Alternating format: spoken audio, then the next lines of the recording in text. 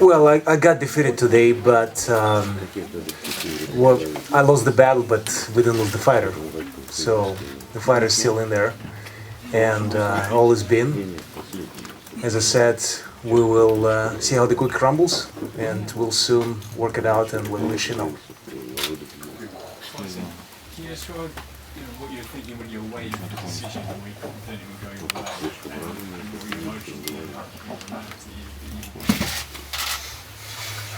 It was a very anxious moment for me waiting on the decision, with a point off in the at 10th round. I thought it would be close, quite close. It brought it closer than what it was. So you never can tell, can you? But I was very, very happy when I got the result. Das darf ich noch kurz übersetzen. Die Frage unseres englischen Kollegen ging auf sein Gefühl bis zur Urteilsverkündung, wie er sich da gefühlt hat in den bangen Momenten des Wartens. Und er sagt, ich war sehr, sehr aufgeregt und unsicher. Nach der 10. Runde und dem Punktabzug wusste ich nicht, wie es wirklich ausgeht. Umso erfreuter war ich, dass mir dann die Weltmeisterschaft zugesprochen worden ist. Any more questions from anybody? Tyson, can you just sum up your emotions? I know it's still a bit raw, still a bit early, but you talked about that journey you started in 2008, the disbelievers and stuff. Now here you are with all these belts in front of you. Alex was the last person to have this many from Britain. Yes, it's a very great honour for me to be sat here being a champion of the world 4 times over. As I said, it's not come easy. 25 fights now, 3 world title eliminators. So I earned my right to be here tonight. I wasn't given anything for free. I had to wait in line and earn the right to fight tonight. And just all the hard work has been rewarded with these belts. And to call myself, go down with the legends, as calling myself the heavyweight champion of the world. This has been the icing moment on the cake. Something I've been working towards my whole life. And like I said in the ring today, it was definitely the Jerry Maguire story for me and Mick Hennessy. Started from the bottom, now we're at the top together. Everybody wrote us off, said we had no chance. I kept faith, he kept faith, Peter kept faith. We all believed we could do it. We came here and we done it. Can't say any more. Tyson, you've got 3 world titles and obviously the rematch, but there's another world title out there belonging to Deontay Wilder. What are your thoughts on a potential fight with him in the near future? Can you not count? I've got 4. 1, 2, 3, 4. Oh, okay. Oh, okay then. How many have I got? Sure. 3 sanctioning body world titles. What do you feel about the 4th sanctioning body world title? 1, 2. Yeah, ring's not a sanctioning body. Where's the ring? It's a magazine. Which one? So again, Deontay Wilder, what do you think about a fight with him? Well, why do we need to mention Deontay Wilder? Let's have a laugh at his name, shall we? Vladimir Klitschko was the #1 in the division, probably the pound-for-pound king, if you want to say pound-for-pound, because it doesn't exist. Because if we were all the same weight, then that would never happen. But this man's been on top for so long. He's reigned as the champion of the world for the longest. Now Floyd Mayweather's gone, Vladimir Klitschko took his place. So, I just took him out tonight. So why would we have to be bothered about a novice basketball player who just came to boxing a couple of years ago? I'm a true natural fighter. I've been doing it all my life. You get animals, horses, dogs, anything, and it's bred in them to be what they are. Racehorses, show, whatever they are. And I'm bred to be a fighter. So if Deontay Wilder wants a unification fight, he's going to have to wait, because Vladimir Klitschko has a round 2. Ding, ding, ding, ding. Tyson, would you like to have a big fight in Bristol? I don't know what happened with rematch, but something beyond that. Would you like to have a massive stadium fight happen? To be honest, it doesn't really matter to me where I fight.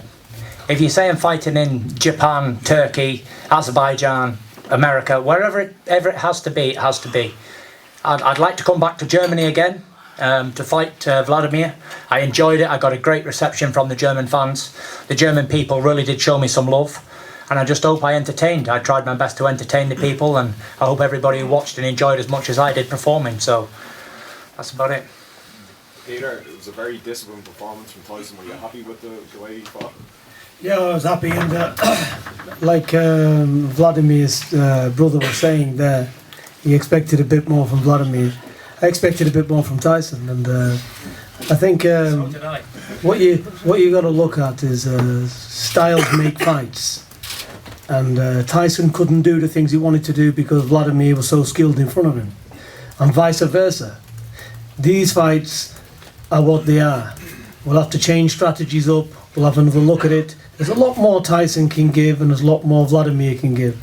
But I do believe the outcome will be similar to the same, because I think it's Tyson's time. Tyson can raise his game a lot more. We've got to also accept that this was his first world title big challenge.